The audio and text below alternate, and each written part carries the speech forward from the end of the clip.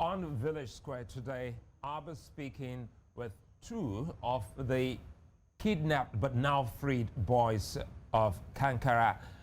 The harrowing experience they went in the hands of the captors, and some of those key things that just might help the country in averting a recurrence of this very ugly scenario. Welcome to the program. Village Square starts now.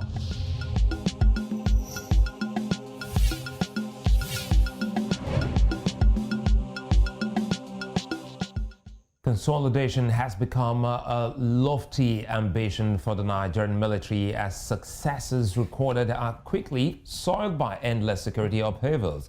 Now, just about 24 hours after the release of Kankara Schoolboys, the emir of Kaura Namoda, Zamfara State in northwest of Nigeria, Mohammed Asha, and his convoy were attacked. At least 8 people unfortunately died in that onslaught. The emir Asha was a major of the Nigerian army. On Friday, unknown gunmen abducted 35 travelers on the Maiduguri-Damaturu road. At least 50 people have been kidnapped on that road this year alone.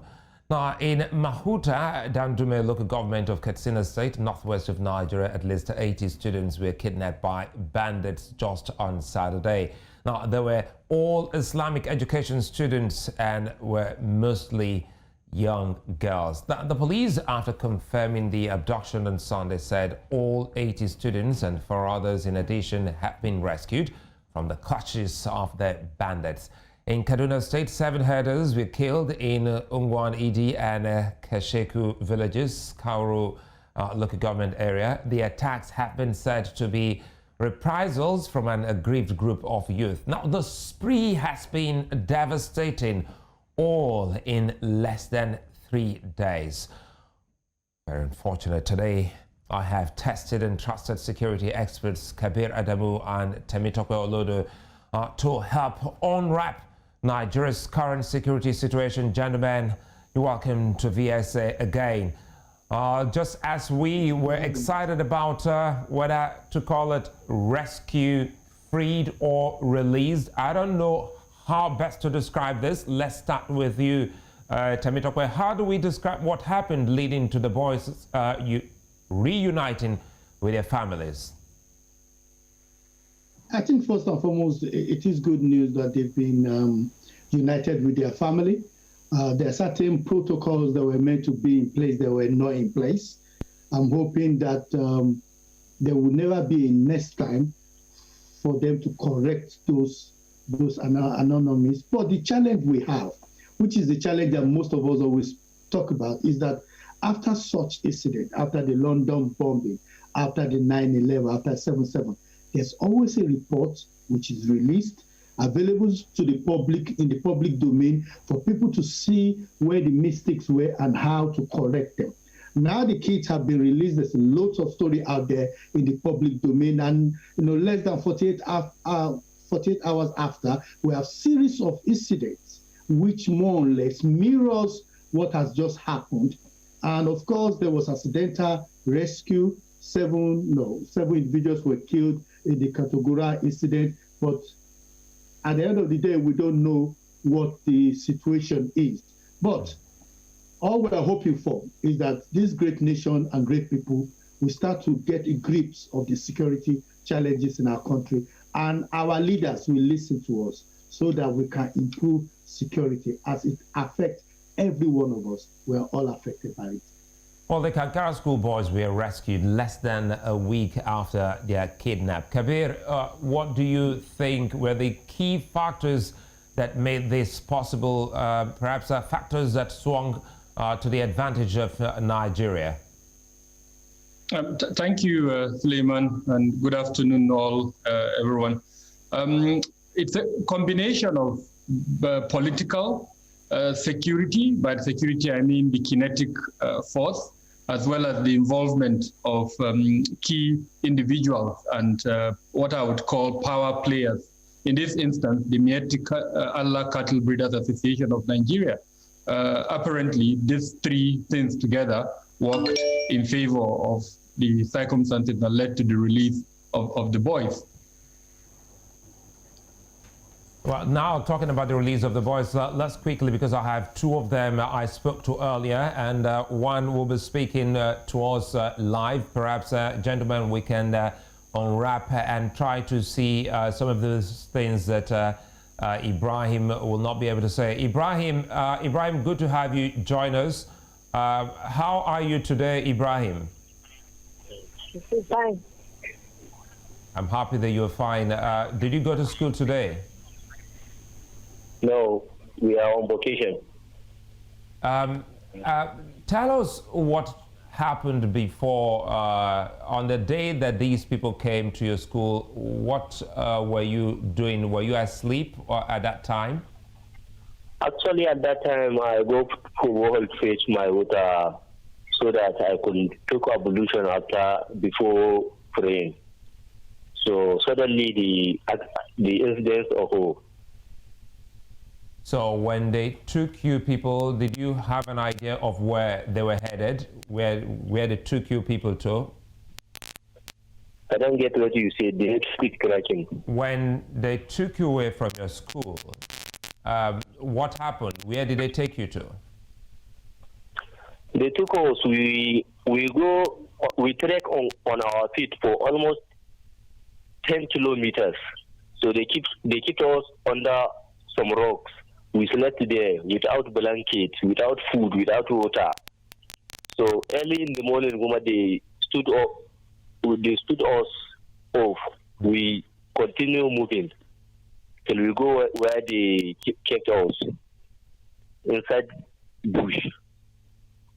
You know, this is really hard, Ibrahim. We are very sorry. Nigeria is sorry that this happened to you. But again, everyone would want to see that this does not happen again. I hope this does not make you say you won't go back to school. I will go back to school by God's grace. So when you go back to school, what do you hope to be when you leave school? After your secondary school, you get into the university. What do you want to study? I have to be a civil engineer. You want to be an engineer. And Yes. have you spoken to your other friends? How are they feeling? I hope everyone is well and okay. Yes, everyone in our town is okay. Everyone is well. Some small, they are busy in their works. So the day, quickly here before I let you go, the day you people were freed, what happened on that day?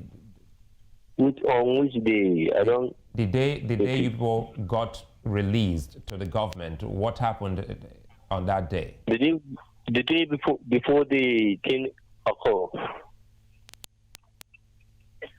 Ibrahim? Hello? I'm asking, before you people were released, before you people were freed, what happened when you were with these people who kidnapped you? Okay, we were there. They are not giving us food, no water, no blanket.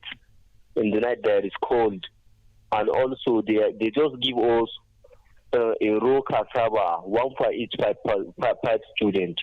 That is what we take. And they give us unprotected dam water, like animals. They are treating us like animals. They are beating us. Did they tell you why they kidnapped you people? Yes, they said they are gang of Abu Sheikh who we have to tell the government that they should stop schools, educational schools, not Islamic schools, and so on. Stop sending them the security forces for the place they are gathering there. That is what they told us. So, Ibrahim, have you seen any doctor since you people were released? No, I don't think so. But no one is falling ill at the moment. Yes. And I hope your parents are okay. Yes, our parents are okay. So Ibrahim, we'll stay in touch. We'll keep your facial identity, secret. We hope that you get the best of education to further your educational aspiration is really a difficult one. Again, we hope that you get medical attention as well as your other colleagues. Thank you very much, Ibrahim, for speaking with us on VSA. Thank you very much. I really appreciate it. Well, the pleasure is all mine. Ibrahim, one of the students, gentlemen, this is really, a difficult one, trying to ask a child some of these questions, but one has to be very careful not to, touch her on a nerve that just might, when they turn into something really drastic in the life of that child. Let me come in, bring in Temitope here. Now that they are out, what are those key things we should be doing to helping the children? Sometimes it looks like it's all okay because they're not speaking in any shaky tone of voices, but it's not okay, is it? No, it's not. And I've been in situations that I've witnessed things, and that trauma still continues to haunt me even till this day. Sometimes, you get those flashbacks. I think government need to do more. There is more that needs to be done. And I think this is the time where we need to start thinking of how schooling will be taken forward in northern part of Nigeria, especially those hotspot areas. Maybe this is the time where we need to start talking about super schools, where you could actually embed security in those schools, have a mini hospital in those schools, where those children will have confidence. So a tax team, you can have schools of 5 or 20 put together, and they will be more secure, because it is going to be impossible to have hundreds of schools, and even when you have 5 soldiers with 1 policeman there, it will be easily overrun when you have 300 bandits going there. So there is need for us to start thinking of the super schools where we could put those children, because again, it's not just about these children alone that we're talking about, these boys that have gone through this, as horrible as it is. It's also about the 9 million plus that are out of school. So, and we need to start thinking of a situation where, they will feel safe, their parents will feel safe, knowing full well that once they enter into the school premises, it's going to be a fortress.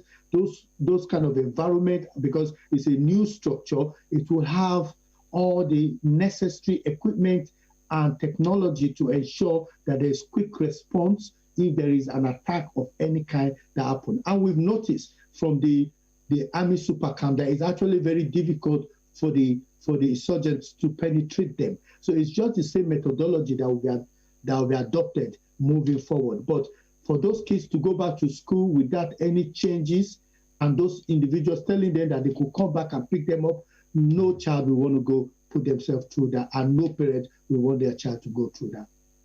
Well, Kabir, let me bring you in here. Listening to Ibrahim, 2 things resonate. First, fear has been instilled, because that school is not the school referred to as an Islamia, that's an Islamic school, because specifically or categorically, he did say they were told to tell the government to back off, because that type of school is illegal and not allowed, except it's an Islamia school. So how does this work for a child who's been, in the den of kidnappers and people that have, meted such kind of despicable, torture on them going through that process into the forest? How does this help, and how can we help such children get that out of their psyche and memory so that they can return to school? It's really about psychosocial support to get them to talk, to get them to bring out these feelings, to get them to disclose their experiences and what impact those experiences had on them. There are experts who are in this field, and would urge both the federal and the state governments to engage those experts and facilitate the meeting of those experts with these boys. Each and every one of the boys with his experience would be different. So it would make a lot of sense to create a forum where these experts would meet the boys separately and they are able to disclose to them what their experience was. The parents of these kids, it's also very important that the parents receive psychosocial support because they too have experienced trauma, and whatever healing process these boys will go through, the parents will play a critical role in that. Then the school administration itself, the principal, the academic and non-academic staff, they too would require that form of psychosocial support and perhaps some form of indoctrination to allow them and support these boys through their healing process. So it's a whole of society approach, a whole of society process that would help the healing of these boys. I'm a bit concerned with the feedback I'm getting from the communities at the moment. Traditionally, we rely on our clerics, in this instance, Islamic scholars, clerics, to provide this kind of psychosocial support. Now, they have their role, no doubt, but then their role is limited more or less to the religious sphere. This requires a bit more. It's an entire field of study. And so instead of relying solely on these clerics, I would urge the state government, the federal government, the Ministry of Education to engage the services of this psychosocial support specialists who would assist these kids, their parents, and the school itself. Gentlemen, I'm excited because you have stretched it pretty well, especially looking at what Kabir has said, that the parents, the children, the students who were not even kidnapped, as well as the staff of that institution all need some form of therapy. When we return, we'll also be looking at pretty much more that the government is doing, and the comment from Nigeria's president describing the boys as lucky. That's when we'll come back.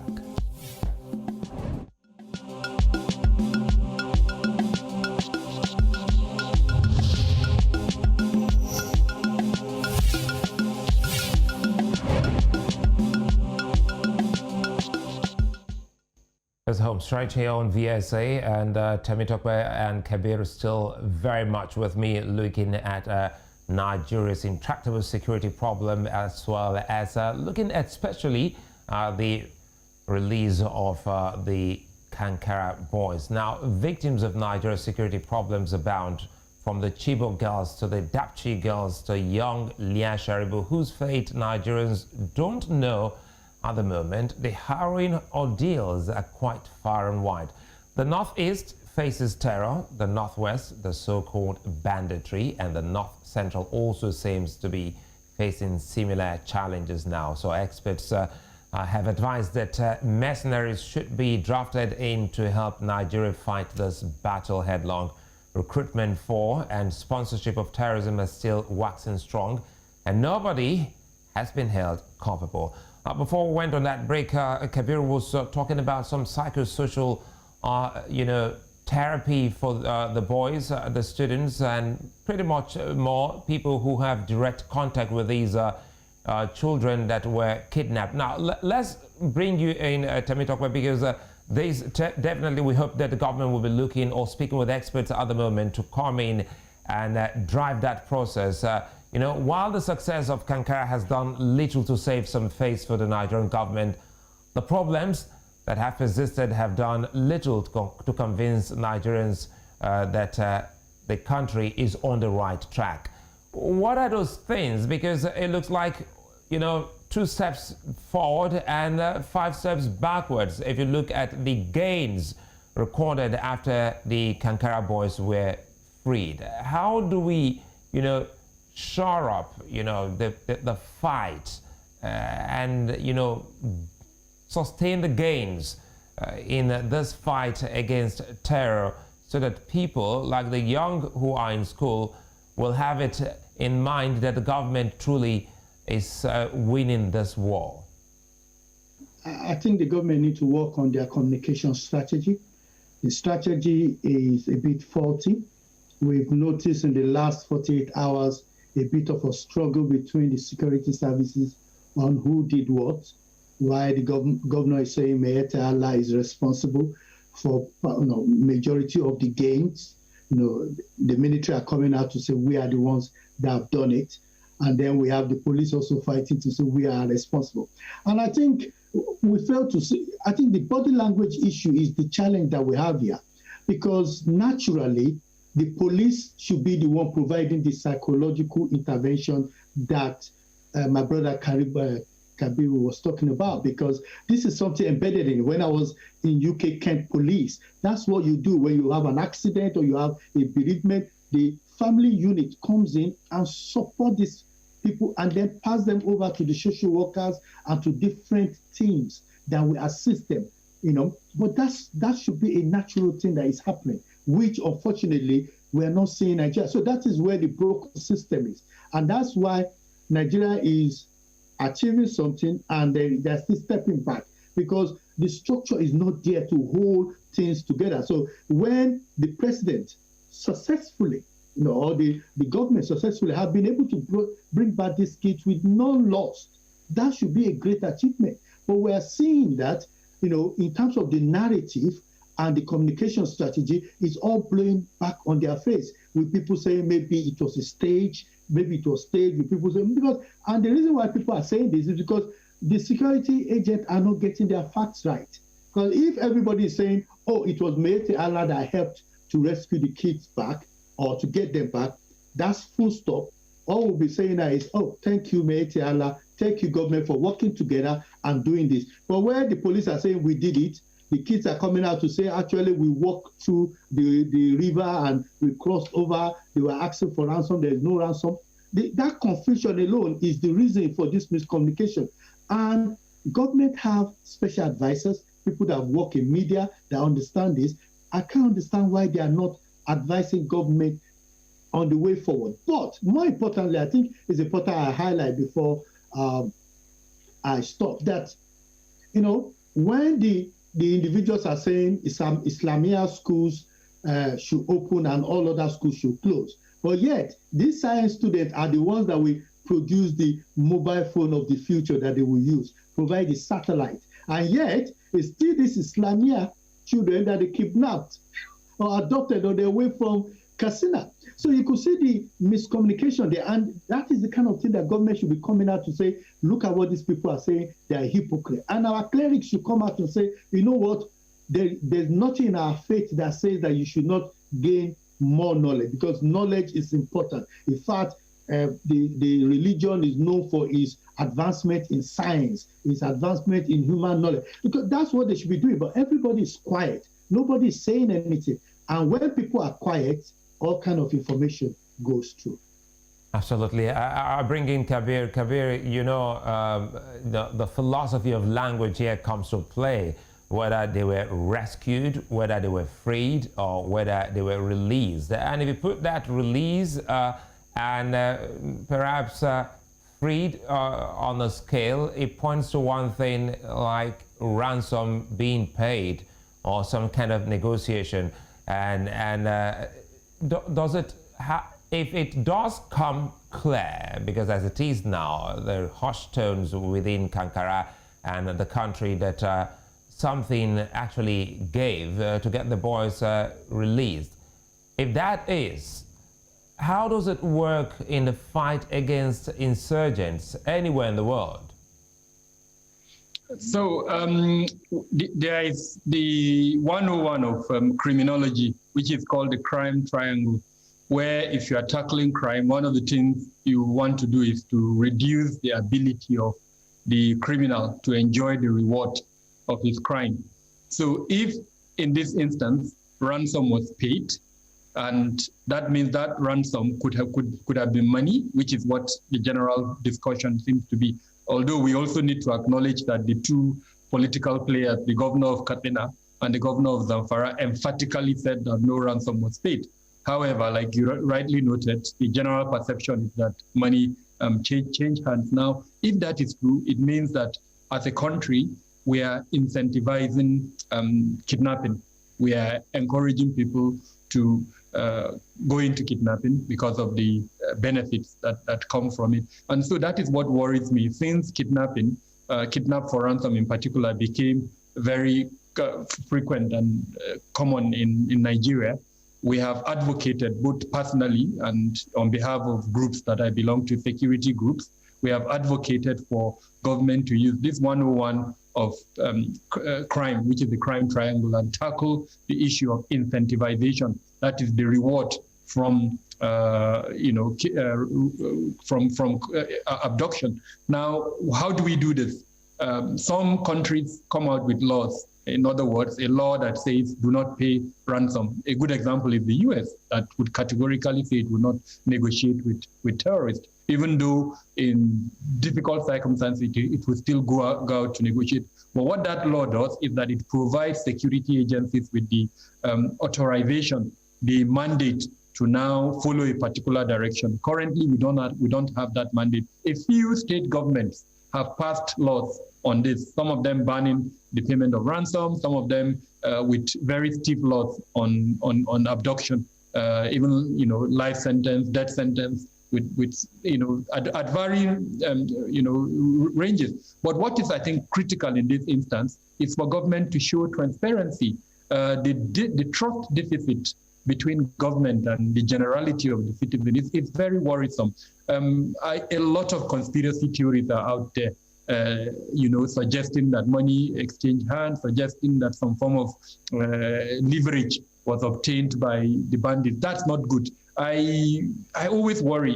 I live in Abuja, and I see, growing up as a kid, you will never see Fulanis, hawking, putting things like banana or tangerine on their heads and moving around. Currently, today, that's what a lot of them do. They are moving around with banana or tangerine on their head that, frankly, the capital cannot be more than 10,000 naira. So I ask them sometimes, I say, okay, you got this business, this profession. You are moving around with tangerine. You are selling that tangerine. Probably the profit you make from selling that will be at most 1,000 to 2,000 naira. Now, from that 1,000 to 2,000 naira, he's going to take care of himself. You take care of his family. Why am I bringing this up? That person that we're seeing and ignoring in Abuja, when he goes home to visit his family, because mind you, he's married, he's going to compare himself with the person who is collecting the ransom and ask himself, okay, I am doing a legal profession. I am making a profit of maximum maybe 10,000 naira in a year from this profit. Meanwhile, someone who has involved himself in kidnap for ransom, from one sitting, he has benefited probably 50 million naira or more. And so he's living this big life, and the criminal justice system is not punishing him. He's able to collect that money. He's able to live with that money. So at what point would this person who is selling banana or selling tangerine also decide to drop that profession and join kidnapping? So that's the danger when this type of conspiracy theories are allowed to fester and government does not, like Temitope mentioned, strategic communication that would dispel this type of conspiracy theories and allow that trust deficit to be completely eroded, so that Nigerians would have at least some semblance of belief in government. Because I think that's a very important point both of you have raised, gentlemen. Kabiru, looking at what you talked about, incentivize kidnapping, which is something that may actually take the very few good ones who are doing legitimate business to look the way of criminality, and that is where we're headed. Now, let's see if we can close in on this, because one sore point has to do with the children. You have said something about Abuja. At a point in time, the insurgents were in the capital city of Nigeria, Abuja, and now people are unsafe. Our markets, schools, the roads, people can't ply the roads. This is the Yuletide for Nigerians. Muslims or Christians, they take the holiday time to visit their homes. How can the government, bring back safety on the roads, in schools, in markets, at homes, everywhere? Because it looks like almost every part of the country has one security situation of challenge dealing with or the other. Let's close in on this. I'll start with you, Temitope. I think one of the ways government can deal with it is information. Government need to communicate with people in the language that they understand, in the different languages, and government need to make themselves visible. So if government goes into our government officials, and that's the kind of job that we do as security officers, you go into those different sectors to speak to them, and people are saying you are visible, saying these are the things that we expect. We know that during this period is when you have more accidents on the road. These are the period where there might be people that are kidnappers. So you tell people we're going to be on the road. This is the toll number that you use if there's an incident. They are seeing visible security. You know, not only that, tires are checked, drivers are breathalyzed on the road, and they are made not to overspeed. Those kind of things. And if those things are there, then people are happy. But there's something Kabiru mentioned, which is quite important, which is the fact that if people collect money for ransom and they find it difficult to be able to spend that money, then they will be discouraged from it. You know, we've not heard anything about some of these individuals. We know who they are now. May Allah met with them, whether we like it or not. We know their picture. Why are we not getting police sketchers to sketch their picture and put a ransom on their head so that it becomes difficult for them to show their face in the public? Why is it that the money that is given to some of these kidnappers, even if you are encouraging people giving them money to get their loved ones, why are we not marking those money so that we can start tracing them and start picking people up? And once they know you are picking them up, they know that they are tracing their number with the telephone issues that we're dealing with in Nigeria. You find out that this criminality will not become interesting to them anymore. They will have to move to something different. And then at least we'll close that gap. And I think that is the way we need to move forward. Kabir, I wanted to quickly, weigh in on this, especially knowing full well that it was only recently the United Arab Emirates apprehended some Nigerians that have been termed sponsors of terrorism in Nigeria. So how is it that it looks somehow difficult for Nigeria as a country to trace some of these people who are sponsors, but in faraway Dubai, that was done maybe in a seamless way? So I would sort of narrow my answer in the administration of criminal justice system. That is the focus for prosecution of offenders. Any country that has an effective and efficient administration of criminal justice system would be able to punish offenders. Unfortunately, the three components of that justice system in Nigeria all have issues. The law enforcement component, which Tomitope talked about. Then, of course, the legal system. I mean, just yesterday, you are aware that the NJC recommended the dismissal of about four judges, if I remember well, for different offenses. And then, of course, lastly, the correctional services. Now, none of these three levels of the administration of criminal justice system in Nigeria are okay. Each of them has a problem. So, unfortunately, therein lies our issue. If these three levels are not functioning very well, then the kidnap for ransom situation would not abate, unfortunately. But the moment they start functioning, where law enforcement is able to do its part, which is to enforce the law, I mean, a simple example is possession of weapons. If you don't have a license to possess a weapon, it's illegal in Nigeria. So let's even start from that. What kind of administration systems do we have to identify those who possess weapons illegally, and then to ensure that those weapons are collected from them? Then number two, where they use those weapons to carry out illegal activities, what do we have in place to arrest them and to punish them? It will shock you, Sulaiman, that very few of our law enforcement agencies have labs, evidence labs. I'm sure Tomitope can expand on this. He's worked in the UK. He knows what an evidence lab is. I always give the example of after the Yanya bombing in Abuja, the steering wheel of the vehicle that which the bomb was taught, someone who investigated the case retrieved that steering wheel and kept it on his table. Everyone that entered his office, he will show the person that this is the steering wheel from that vehicle. So imagine the number of hands that would touch that steering wheel, effectively destroying whatever evidence that would link the person who drove that vehicle to that particular point before it exploded. The case of Evans, after Evans was arrested, and we saw how the police officers surrounded him, surrounded the telephones that he was using, took pictures with it, and presented it to the world, effectively destroying whatever evidence that could be used. So there are fundamental issues with all the three levels of the administration of criminal justice system. And unfortunately, that is, I think, where the challenge is. If those levels are not working effectively, then we will not be able to punish offenders. What the UAE did is what is called a sting operation. Now, I have really issues with that operation. We'll have to be very quick on that because we're actually out of time. All right. Well, in conclusion, all I want to say is that we have 27 ministries and departments, agencies in security. They need to work together to protect the average Nigerian. Today, they are working in silos. The way to go is for them to work together in a coordinated manner.